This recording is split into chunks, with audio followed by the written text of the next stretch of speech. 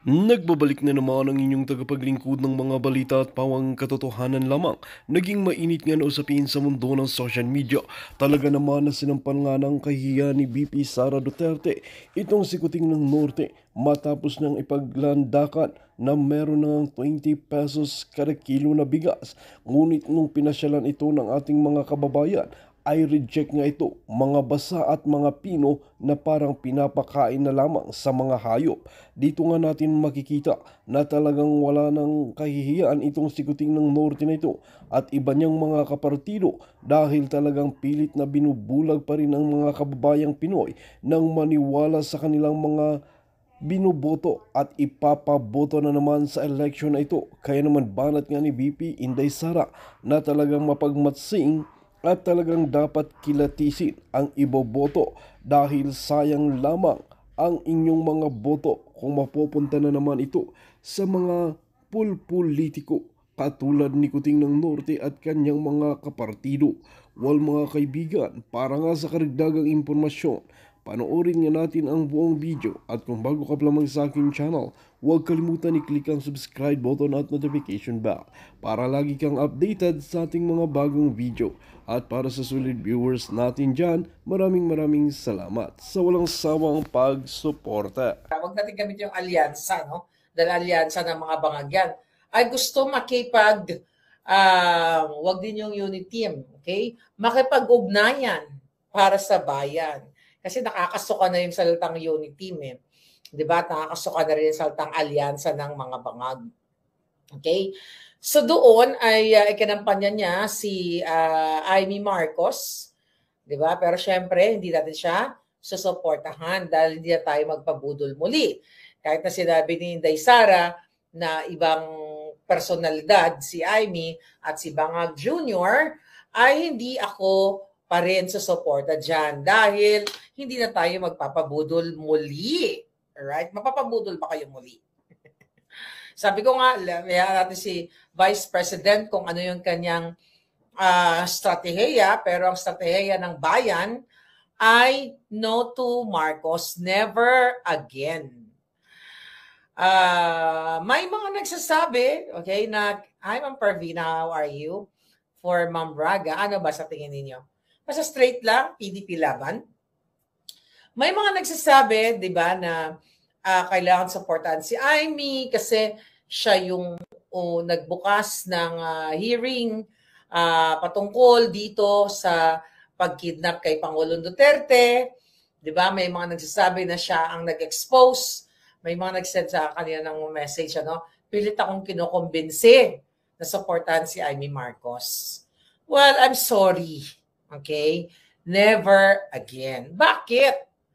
Hindi naman si Amy Marcos ang unang nag-expose ng ano tawag dito, ng smuggling patungkol doon sa sibuyas, patungkol doon sa bigas at saka asukal.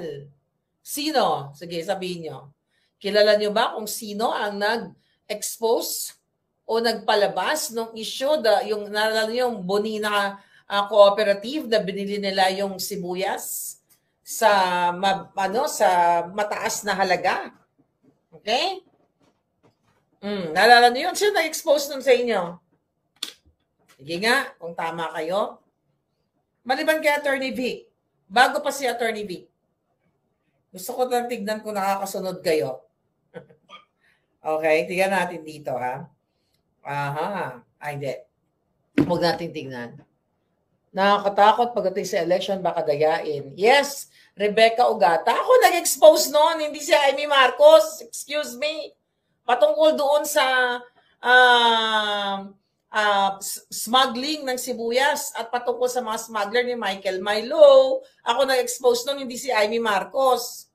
'Di ba? Lahat ng kat-kat-jotahan ni Marcos, hindi ng kapatid niya, hindi si Amy ang nag-expose. O sige, pagpalagay na natin, na sinakyan niya yung issue na yon, katulad yung charter change. Si Attorney Vic, yes, sumunod na lang, in-expose na ni Attorney Vic lahat nakatiwala, nilagay niya sa libro yan, number 56. That's true. Pero ang ibig ko sabihin, hindi si Amy ang nauna. Kaya yung mga nagko-convince sa akin, stop that crap. that BS. Hindi nyo ako malilin lang sa mga ganyan. Kasi kung totoo na si Amy ay para sa Pilipino at para sa panagutin niya yung kapatid niya, sabi ko nga, sabihin na muna niya na ang kapatid niya ay Addictus Benedictus. Eh, sinabi na nga ni Inday Sara doon kagabi, di ba? O sabi ni Inday Sara, o ma'am, alis ka muna. Parang, papanggan natin. Bangag-bangag. Pakinggan natin sinabi ni Inday. Alright, bago yung ito. Mga kampanya po ako sa inyong lahat sa buong. Ang galing ko lang po yung feel ng aking opisina. Tinanggal ni Inday. Teka, nakapanood nyo yun, di ba? Teka lang, sadali, mga hitad, mga palangga. Oops. Alright, nagsalita siya at, tinanggal niya yung kaya ganito itong mga bangag na ito na alarma na naman. Okay, tignan natin ito. Pakita natin kung makikita ninyo. Kampanya po ako sa inyong lahat sa buong. Ang galing ko lang po yung feel ng Ayan, labo lang kasi ayan. aking opisina. Ayaw mo palitan natin ng seal ng Office of the President.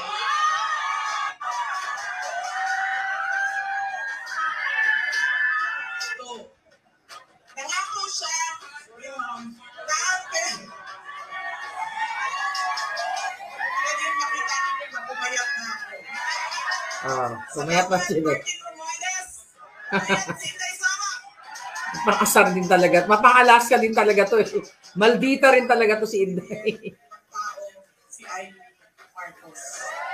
Hindi ibang tao naman talaga, pero parehong dugo. Pwede naman, pwede ka na umalis. Wait lang, sandali. Iboto niyo ba si Amy Marcos? Boto niyo ba? Okay na ma'am, pwede ka na lumipat sa PC. Okay. Okay. Group na dito. Sige, pagtapusin natin. Lagi na nagdagdagan. Sorry ma'am. Lagi na lang bangag. Sorry ma'am, sabi niya. Nambubudol. I'm sorry. Mambubudol. Sorry ma'am.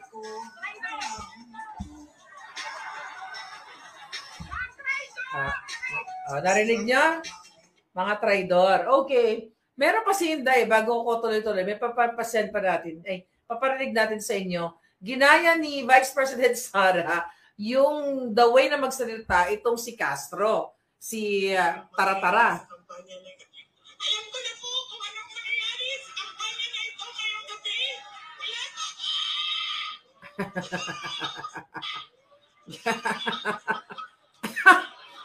My God.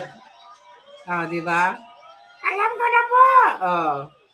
Alam ko na po kung ano mangyayari. Kaya asar na asar itong mga bangag na ito dahil nga talagang ginigame lang sila ni Inday Sara or sa Ilonggo, ginalango-lango lang. Dinadaan lang sila sa mga pa-joke-joke, palibasa mana sa tatay niya. Di ba? Sobrang daw ang tawa ni Ma'am Divina and yes, Rebecca Ugata. Okay. So ngayon, alaskador din talaga yan. Malaking Pangulong Duterte. Okay, bakit hindi dapat suportahan si Amy Marcos? Sabi nga ni Janice P. Paniero, no to Amy, hindi siya nag-expose, excuse me. Kung talaga gusto niyang expose ang kadyutan ng kapatid niya, expose siya na ngayon. Alright? So, ang nakikita ko nga sa kanya, talagang, mukhang kasi wala, hindi pupulutin siya sa kangkungan, kaya talagang nakakipag-anuhan kay Inday. Pero sabi ko nga, may strategy si Inday, pero syempre, tayong mga hindi na magpabudol muli, hindi natin susuportahan. Okay? Ano to? Teka, may nag-message. Ano to? Dali lang. Hi, Jam and Chef Mark. Okay. So, ngayon, ano sabi niyo? Gagawa pa sila ng script. No to Amy, sabi ni Telma. Bakit? Okay? Paano mo pagtitiwalaan si Amy Marcos? Diba? Doble ka rin sa Amy. Totoo naman. Hindi kung gusto niyang i-expose, sige, fine. Sinakyan niya yung expose ko sa smuggling. Nakasama si Michael Ma. Pinanagot ba niya si Michael Ma? Pinanagot ba niya yung mga smugglers? Nang sabi niya, katulad ng kapatid niya, bilang na ang araw ninyo, may nakulong ba na smugglers? Yun yung tanong ko. May nakulong ba? Si Michael Ma, na-appoint pa. Special envoy to China. Sila kanila. O after few days, tsaka lang nila, nakalaya na nga siguro, di ba, na kinontempt dyan. O bakit ayaw sabihin ni Amy Marcos yung totoo tungkol sa kanyang sister? Bakit hindi niya mabanggit-banggit ang pangalan ni Lisa Tanas? Isang akin, binanggit niya sa messaging namin na si Lisa Tanas ay bumibili ng pulburon ng pangsinghot ng asin ni Bangag. O, yung sa charter change. Yes, it's true na in-expose niya si Zaldico at si Tambaluslos. Napakulong ba niya? Kinasuhan ba? Meron ba siyang ginawang hakbang?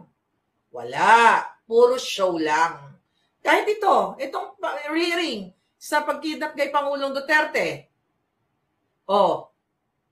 May pinakontempt ba siya na ibad na si Torre, yung si Bonjing, lahat ng mga buwakan ng inang yon? Puro lang, naglulukuhan tayo dito. Hindi natin kailangan ng senador na naglalaro na, ano ba yan, mga kajotahan? Hindi pwedeng ganun, mga kababayan. Tapos ngayon, magpapaloko na naman kayo. Basta ako Duterte 10, if you want to vote, who's that? Si Gringona, sabi nyo, you vote for him. Yung basta 10, ako, bahala kayo kung sino yung 12. Basta, 12 yung dalawa. Basta wag lang yung Marcos. Never again. Yan ang tandaan ninyo. Hindi, nako. Bakit? No to me. Tapon nyo na yan, tapos na yan. Tapusin nyo na yan. Ilang, ano bang nagawa niya si Senado? So, ganun na lang ba tayo? Dahil isa, pwede kasi magdrama yan ito magdrama tayo, kunyari buboljakin ko kayo para mapakitang gilas ako sa taong bayan. Na yung kapatid ko, binoboljak ko at yung pinsan ko. Then after that, pagpipiestahan, pag-uusapan ng mga ng mga media, pag-uusapan sa social media, then anong next? Tapos isang expose na naman, tapos walang action, walang ginawa. Alam mo, magnanakaw ang kapatid mo, magnanakaw kayo. Di ba? Yun lang yung sa akin. Never again. That's BS na si Amy ay nag-open ng kaputang, kadyutang, nag-expose ng hearing. Excuse me, ako nagtaya ng buhay ko dito, no? Ako ang nag-expose lahat. Smuggling, pulburon, kawatan, PCSO, lahat, kadyutahan. Sila may political power. Ako wala akong political power. Anong kapalit? Anong ginawa nila? Paninindak. Pagpapabricate ng crime diyan sa Pilipinas. Anong kapalit kay Amy Marcos? Para iboto nyo dahil eleksyon na? Julul. Huwag kayong sisindak. Anong ginawa? Sige nga. Kung mapapakulong niya si Michael Ma at magsalita siya about kay Michael Ma, na yan, nandyan. Okay? Special envoy to China, pero sangkot sa smuggling. Pinangalanan sa Kongreso, Senado, wala silang hiring-hiring. Pinatawag ba ni Amy nga yan? Puro kadyatahan yan. Madali lang po magdrama. Na magkakaaway ngayon, bukas mangalawa, magkakampi na uli. Kasi that's how politics work. Diba? Yan ang kakaletsya na yan. Kaya ito si Vice President Sara, sabi ko nga, may sarili siyang strategiya, pero kayo, at the end of the day, may sarili kayong paninindigan. Never again, katulad na lamang nitong 20 pesos kilo na bigas. Campaign promise na naman ito. Na ang 20 pesos na kilo ng bigas, parang sabi nga ni Inday Sara, ito ay parang pang baboy lamang o pang lamaw. Di ba? Parang sa panglamaw, ganin na sa Ilonggo? Daw laon na sa Ilonggo, di ba? Ang sabi na ganap na may pabuhat-buhat pa ng bigas si Bangag. Di ba? Akala, walang kahit sabi nga ni Atty. Glenn Chong, was it Atty. Glenn Chong o isang commenter, di ba? Atty. Glenn Chong, na buhat-buhat kilo ang isang sako na bigas, actually, di naman niya buhat. In-edit lang yung picture. Di ba? Sa Atty. Glenn, pag nagbuhat ka ng mabigat, makikita sa mukha mo na nabibigatan ka. Si Bangag, inilagay lang, in-edit yung bigas, nilagay doon. Magpapaniwala ba kayo? By the way, Follow nyo muna yung Facebook, ay yung YouTube ni Atty. Glenn Chong kasi wala na siyang Facebook. Ayan. Nakita nyo yan? Ang pag ginanap nyo ay Heaven's Warrior. Glenn Chong Heaven's Warrior ang hanapin ninyo kasi nga pag Glenn Chong lang, hindi nyo makikita yan. So ngayon, balik tayo dito sa 20 pesos kilo na bigas na campaign budol nitong bangag na ito, mga kababayan. Lumalabas sa TikTok, sa mga shorts, diyan ang bigas sa 20 pesos per kilo ay isang madilim maitim. Ibig sabihin parang balas, parang grabang itsura. Ito ay nagpapaliwanag, mga palangga, para manalo ang mga alyansa ng mga bangag dahil, na yan, naganap na sa wakas ang 20 pesos per kilo na bigas. Di ba? Paulit-ulit na lang tayo. Pero kung titignan mo, mga kababayan, pag binasa mo yung headline ng ng balita patungkol dyan, at ang sinabi ng kanyang Department of Agriculture Secretary, DA, di ba? Ito ay what? Pilot launch. Ibig sabihin, trial and error pa lang muna. Di ba? Titignan muna nila yung 20 pesos na bigas. Di ba? At hindi ito, sabi ko nga kahapon, hindi siya national approach or nationwide. At sinimulan nila sa Visayas dahil maaring, ito ay mahina sila doon sa Visayas at bibilhin nila ang boto ng mga Bisnisaya. Uy, mga palangga ko diya sa Cebu ha, sa Bisaya, o bisan asa diya sa Bisaya. O biskan di indira, hindi ka mo magpainto. Hindi kayo muling magpabudol para daw sa mahirap na Pilipino. Hindi ganyan ang approach, mga kababayan. Teka, tanggalin mo si Atty. Glenn Chong dito pala.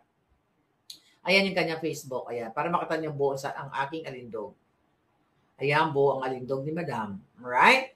Ngayon, mga kababayan, magpapaniwala pa ba kayo dito sa mambubudol? Di ba, 2022, ginamit na yung 20 pesos per kilo na bigas na yan.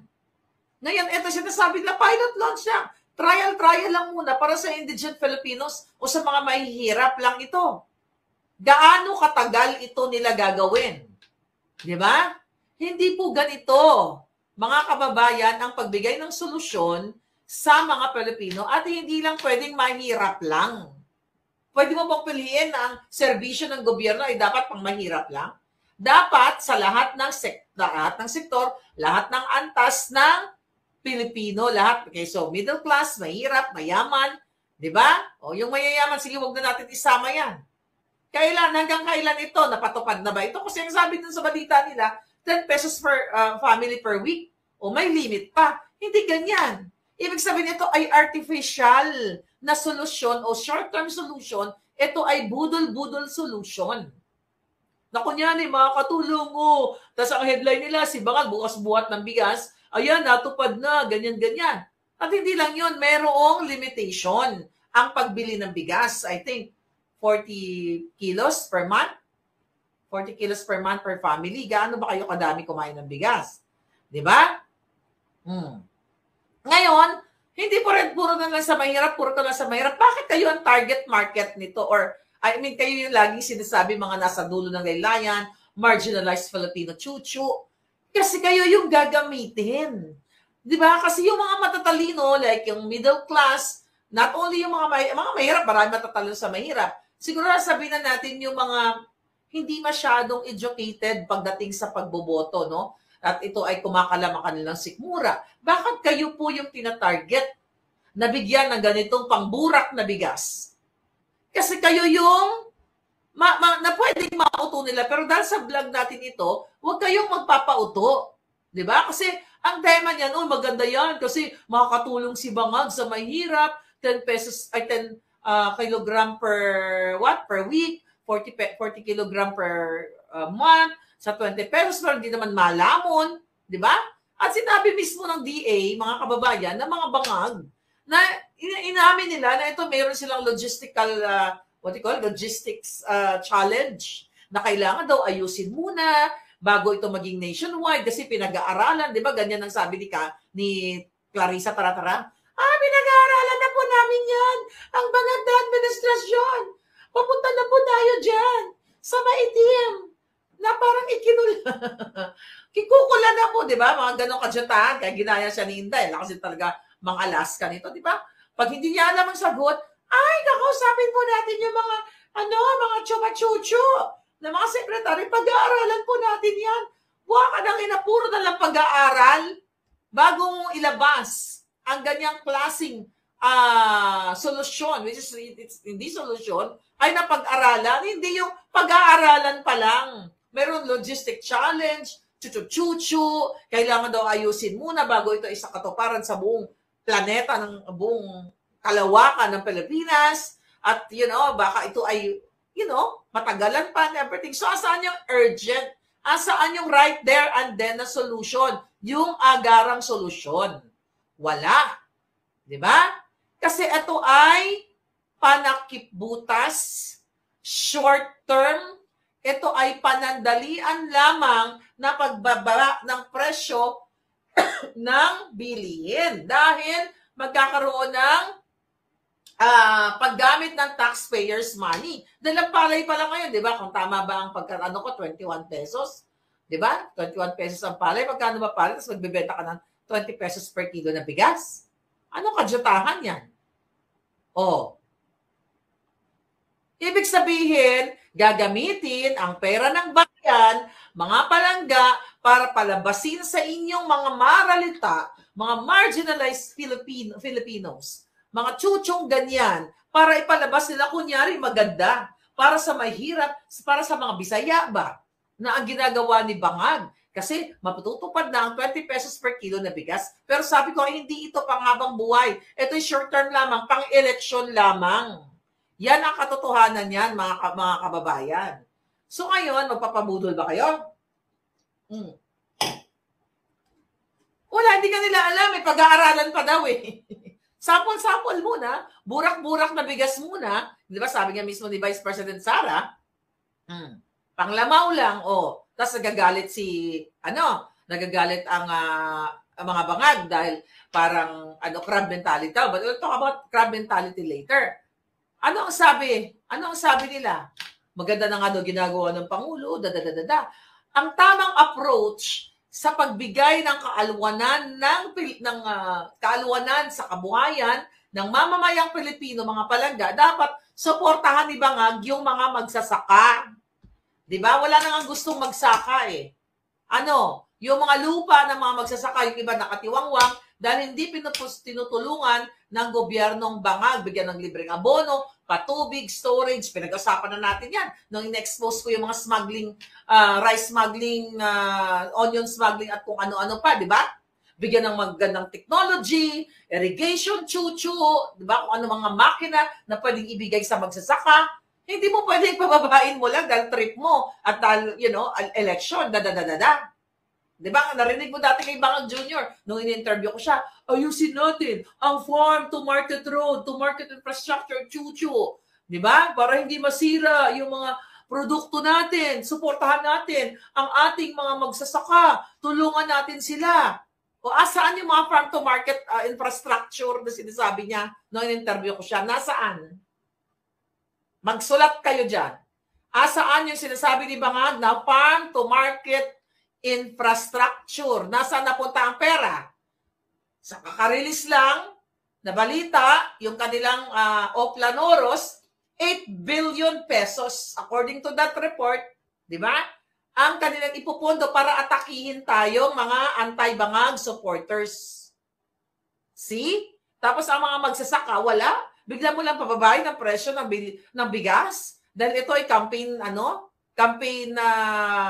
promise nila at natupad na raw. Imagine mo i-headline lang, natupad na pangako ni President Bangag na magkaroon ng 20 pesos per kilo ng bigas. Panandalian lang yan. Ginawa din nila yan sa Cebu eh. Remember that based na tayong expose na ginawa nila sa government ng Cebu, ang bigas is 20 pesos. Binili nila ng was it 20?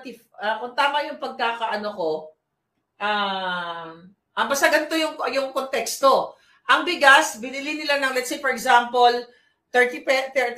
let's say 40 pesos. Example lang, kasi hindi ko maalala yung exact figure. Let's say 40 pesos per kilo na bigas, binili ng government ng Cebu. Remember that, hanapin nyo. I-check text nyo yan kung magkano bili nila. Then, binenta nila ng 25 pesos per kilo. Ano yung difference nun? Ito example lang yung 15 pesos 25, 15. Tama. Yung difference na 15 pesos, ay binayaran ng gobyerno ng Cebu. Ibig sabihin, pera pa rin ng taong bayan. Nag-last ba? Nagkagulo nun Nagpila yung mga tao doon. Sa Bisaya din yun. Sa Bisaya, nagpila yung mga tao. Wala na raw silang mabiling bigas kasi naubos na. So, noon, 25. Nag-last ba yon? Sige nga. Nag-last ba? Di ba hindi? 25 pesos, yes. No, binenta nila ng 25 pesos. Para kunyari, bumaba na. Parang close to 20 pesos na campaign promise ni Bangag. 34 daw, sabi ni Brian Lynn. But I'm just giving you the context ng mga kadyutahan nila. So, bibilin, gagamitin ang government funds, taxpayers' money, para palabasin na kunyari may 20 pesos or 25 pesos na kilo ng bigas. Tapos ngayon, maglalas, isang araw lang, 2 araw lang, o isang linggo. Kaya nga sabi nga yan ay budol approach, mga kababayan. Budol approach yan. Dahil wala naman 20 pesos kilo na bigas talaga sa realidad. Kasi nga, mataas ang mga abono, irrigation, kuryente, everything. Kasi ayaw asikasuhin ng Bangag na yan na bigyan ng opportunity at ng suporta etong ating mga magsasaka. Wala na gustong magsakay. May nakita ba kayo, mga kamag-anak nyo, ayaw nang magsaka? Gusto na lang OFW dahil, let's say, pagdating ng gulay, magtanim sila ng gulay, babaratin, or mura dahil pinapaboran ang mga smuggling na mga gulay, bigas, mga smuggled rather, gulay, bigas, isda, sibuyas, galing sa ibang bansa. Kasi, kaya ang mga local produce ay hindi kumikita, okay? Kasi nga, ang pumapasok ay ang mga imported. Kasi sa imported, ang kumikita, ang mga kaalyansa ng mga Bangag.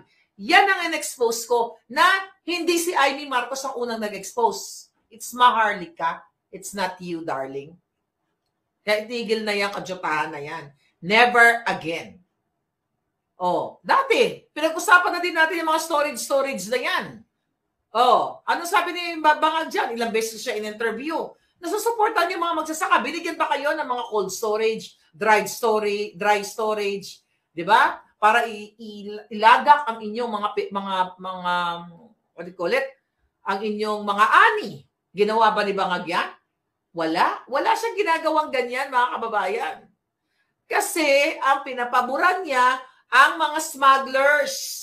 Okay? Mga smugglers na nagpapasok dito dyan sa Pilipinas, ng mga smuggled goods o yung mga imported kasi mabilis sila kumikita doon, mga kababayan.